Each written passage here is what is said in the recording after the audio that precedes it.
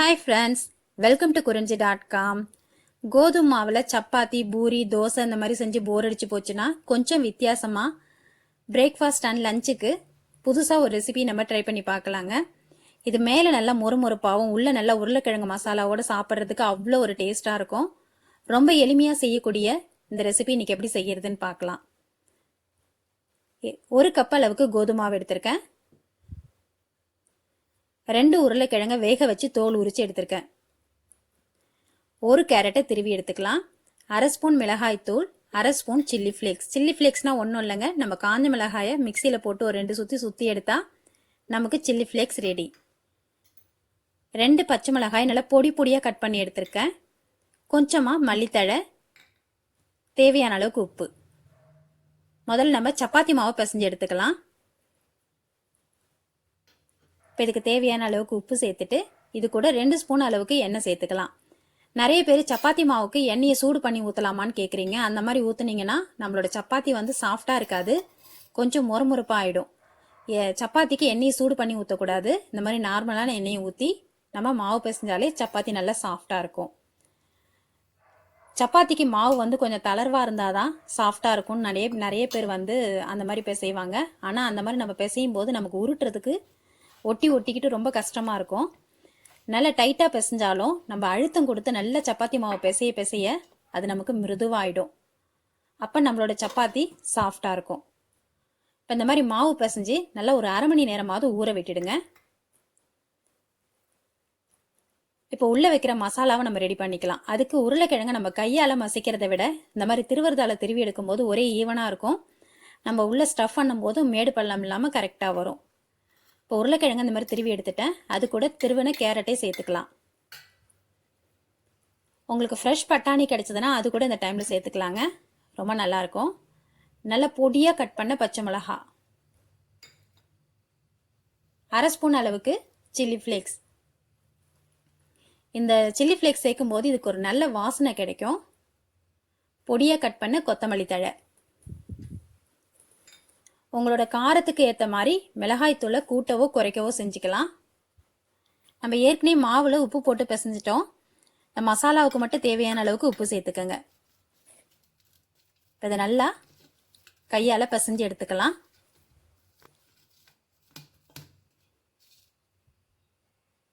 இப்போ நம்ம சப்பாத்திக்குள்ளே வைக்கிற மசாலாவும் ரெடி. உருட்டுறதுக்கு கோதுமை மாவு எடுத்துக்கலாம். இப்போ நம்மளோட மாவு நல்லா ஊறிடுச்சு.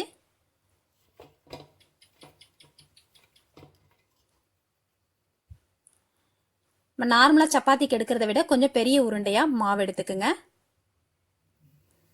இப்போ சப்பாத்தி கல்லில் வச்சு தேய்ச்சோம்னா அதோட சைஸ் வந்து சின்னதாக இருக்கும். நான் அதனால் கவுண்டர் டாப்பில் நல்லா சுத்தம் பண்ணிவிட்டு அதுக்கு மேலே வச்சு உருட்டி எடுக்க போகிறேன். இப்போ கோதுமை மாவு நல்லா தொட்டுட்டு நம்ம இதை உருட்ட ஆரம்பிக்கலாம்.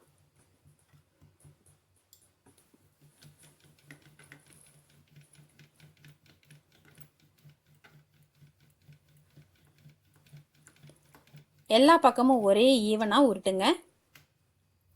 நல்லா பெருசாக திரட்டி எடுத்துக்குங்க.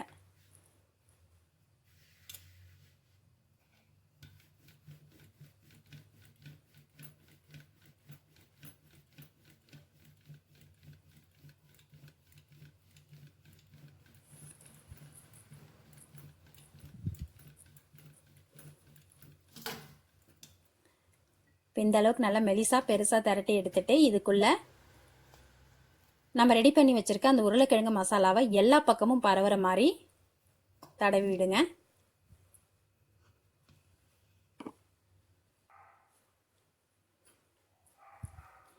இந்த ரெசிபிக்கு நம்ம தனியாக எந்த சைட் டிஷ்ஷும் கொடுக்க வேணாங்க. இதுவே இதில் நல்லா சாப்பிட்றதுக்கு காரமாக அவ்வளோ டேஸ்ட்டாக இருக்கும்.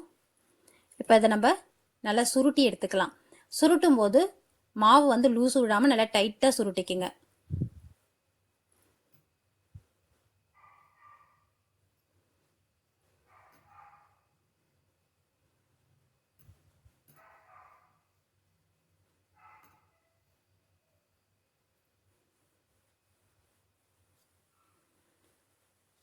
இப்போ இந்த ஓரத்தில் எக்ஸஸாக இருக்க மாவை கட் பண்ணி எடுத்துடலாம். நல்லா ஷார்ப்பான கத்தி வச்சுட்டு இதை கொஞ்சம் பெரிய பெரிய துண்டாக கட் பண்ணிக்கோங்க. குழந்தைங்களுக்கு நமக்கு ஸ்கூலுக்கு பூரி கொடுத்தாலும் அது மதியான நேரத்தில் பார்த்தீங்கன்னா அழுந்தி போன மாதிரி ஆகிடும். சப்பாத்தி சில நேரம் ஹார்ட் ஆகிடும். ஆனால் இந்த மாதிரி நீங்கள் செஞ்சு கொடுக்கும்போது இது வந்து மதியானத்துக்கும் சாப்பிட்றதுக்கு ரொம்ப நல்லா இருக்குங்க. இப்போ பாருங்கள் எந்த அளவுக்கு சுருள் சுருளாக அழகாக வந்திருக்குன்னு. இப்போ இதை கையாலே இந்த மாதிரி அழுத்தி விட்டிங்கன்னா நமக்கு ரவுண்ட் ஷேப்பில் அழகாக கிடச்சிரும். இப்போ இதே மாதிரியே நம்ம எல்லா மாவையும் ரெடி பண்ணி எடுத்துடலாம்.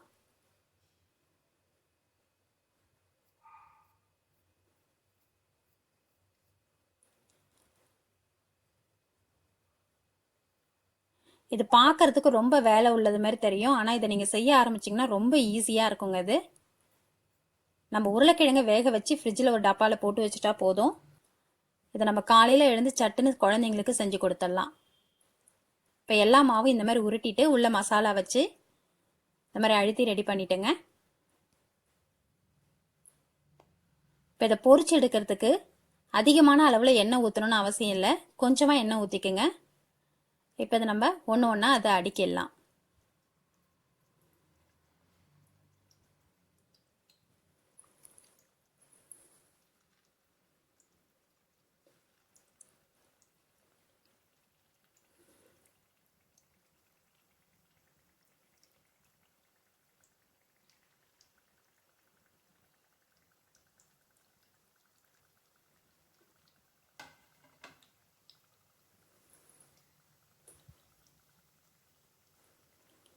மிதமான தீயில இப்போ ஒரு பக்கம் நல்லா வேக விட்டுடுங்க.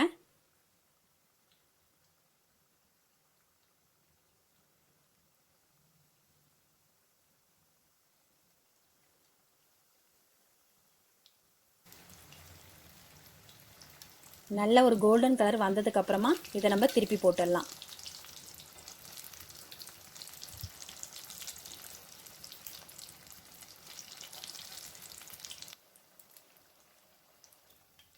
நல்லா மேலே நல்லா முறுமுறுப்பாக உள்ள நல்லா மசாலாவோட சாப்பிட்றதுக்கு ரொம்பவே டேஸ்டியான breakfast and lunch recipe ready.